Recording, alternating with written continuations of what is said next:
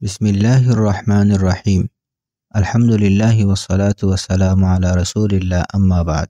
মানুষ নিজের অন্তরে এবং সিরাতে মুস্তাকিমের পথে অন্তরায় তৈরি করে রাখে, যে কারণে সরল পথ সহজে পায় না।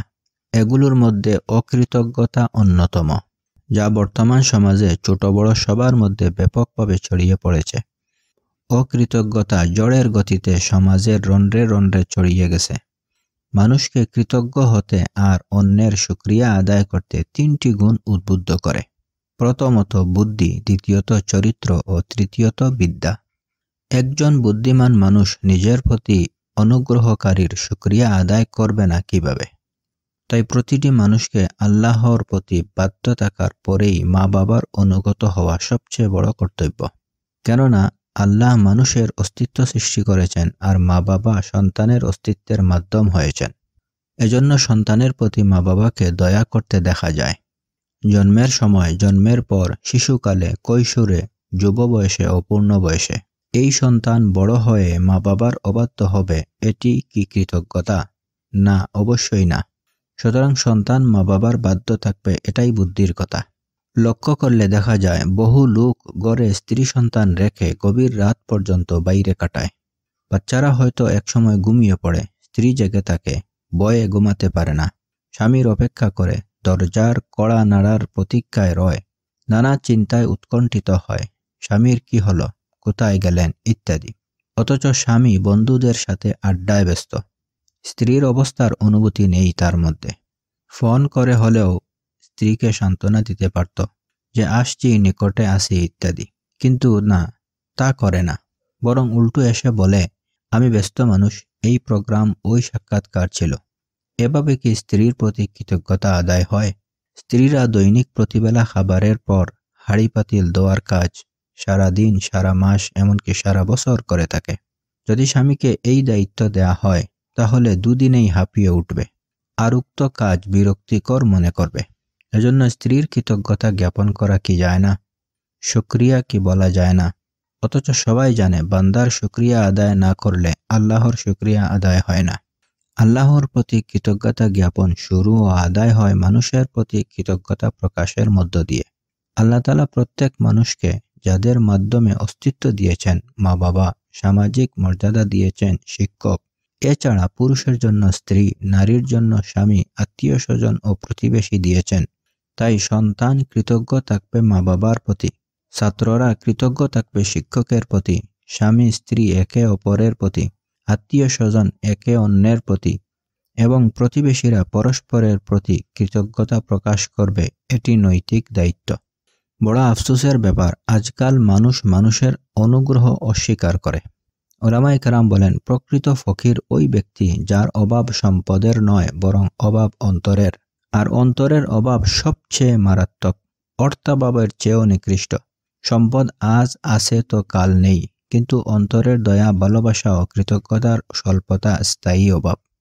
যেমন কোনো কর্মকর্তা যখন তার কর্মচারী ভালো কাজ করে তখন তার শুকরিয়া আদায় করে না, আর যখন ভুল করে তখন ক্ষমা করে না। দুষ্ট সহকর্মী ভালো কাজ করতে দেখলে চুপ থাকে, মন্দ হয়ে গেলে প্রচার করে। মন্দ স্ত্রী স্বামীকে উপস্থিত থাকলে কষ্ট দেয়, দূরে চলে গেলে ঘর থেকে বের হয়ে স্বামীর বদনাম প্রচার করে। মায়ের কাছে, বোনের কাছে ও বান্ধবীদের কাছে, এভাবে সমাজের কাছে স্বামীকে হেয় প্রতিপন্ন করে। এসব কর্মকাণ্ড মানুষ অন্তরে দয়া, ভালোবাসা ও কৃতজ্ঞতার অভাবের কারণে করে থাকে। এ ধরনের দুজন মহিলা যারা ধ্বংস হয়েছিল, দুজন নবী, হজরত নূহ আলাইহিস সালামের স্ত্রী ও হজরত লূত আলাইহিস সালামের স্ত্রী। নবীর স্ত্রী হওয়া সত্ত্বেও আপন স্বামীর ঘরের গোপন তথ্য বাইরে দুষ্ট লোকের কাছে প্রচারের অপরাধে আল্লাহর আযাবে পতিত হয়। ঘরের কথা বাইরে বলা কোরআন শরীফে আমানতের খিয়ানত গণ্য। বিশেষত স্বামী স্ত্রীর গোপনীয় কথা ফাঁস করা বড় খিয়ানত। বর্তমান সময়ে দেখা যায় মানুষ তার স্ত্রীর দোষ ত্রুটি বন্ধু মহলে বলে, এদিকে স্ত্রী স্বামীর দোষ ত্রুটি প্রতিবেশীর কাছে বলে। অথচ আমাদের উচিত অন্যের দোষ লুকিয়ে রাখা আর গুণ প্রচার করা। একজন বিচারক একজন মহিলা সাক্ষীকে সাক্ষ্য দেওয়ার জন্য আদালতে ডাকলে ওই মহিলা তার বোনকে নিয়ে বিচারালয়ে আসে। সে কাঠগড়ায় ওঠার সময় অনাকাঙ্ক্ষিত একটি শব্দ হয়ে যায়। মহিলা লজ্জায় পড়ে যায়। বিচারক মহিলাকে জিজ্ঞেস করলেন, তোমার নাম কি? মহিলা নিজের নাম বললে বিচারক বললেন, উচ্চ আওয়াজে বলো। মহিলা নিজের নাম ও পিতার নাম বলল।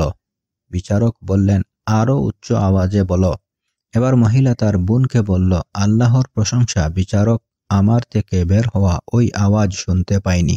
আসলে বিচারক সব শুনতে পেয়েছেন, কিন্তু কি শিষ্টাচারপূর্ণ আচরণ! তিনি মহিলাকে বুঝতে দেননি যে তিনি আওয়াজ শুনতে পেয়েছেন, যাতে সে লজ্জিত না হয়। মানুষের দোষ লুকিয়ে রাখার প্রতি বিচারকের কত গুরুত্ববোধ ছিল।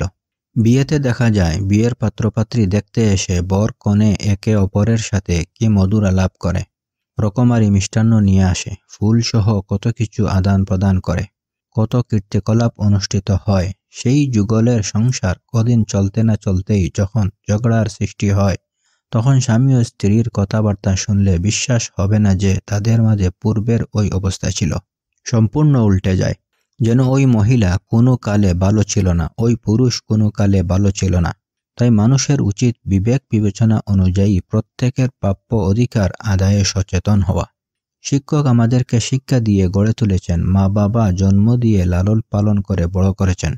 অফিস প্রধান যে তার কর্মচারীর অধিকার আদায়ে সচেষ্ট, কর্তা ব্যক্তি যে তার অধীনস্থদের প্রতি দয়া সহমর্মিতা প্রকাশ করেন, তাদের প্রতি আনুগত্য করে কৃতজ্ঞতা প্রকাশ করা অধীনস্থের কর্তব্য। অনেক অফিসার এমন রয়েছে যে তার অধীনের দোষ ছাড়া গুণ চোখে দেখে না। এ ধরনের লোকদেরকে কেউ মন থেকে সম্মান করে না। এরা মরে গেলেও দুঃখ প্রকাশ করে না। জ্ঞান আমাদের এই ধরনের চরিত্রের অধিকারী হতে বাধা দেয়। তেমনি ইসলামের সচ্চরিত্রতা আমাদেরকে কৃতজ্ঞতা প্রকাশের শিক্ষা দেয়। একইভাবে বিদ্যা আমাদেরকে বলে যে ব্যক্তি আপনার প্রতি ভালো করেছে, আপনি তার প্রতি ভালো করেন। কমপক্ষে ধন্যবাদ জ্ঞাপনের অভ্যাস করুন। স্ত্রীর ছোট বড় কাজের শুকরিয়া জ্ঞাপন করুন। সন্তানদেরকে শুকরিয়া জ্ঞাপনের শিক্ষা দিন। তাদের ছোট্ট কাজের শুকরিয়া জ্ঞাপন করেন। এভাবে আমরা আল্লাহর কাছে কৃতজ্ঞ বান্দা হতে পারব। আল্লাহ তাআলা আমাদের সবাইকে অকৃতজ্ঞতা থেকে হেফাজত করে কৃতজ্ঞ বান্দা হিসেবে কবুল করুন। আমিন।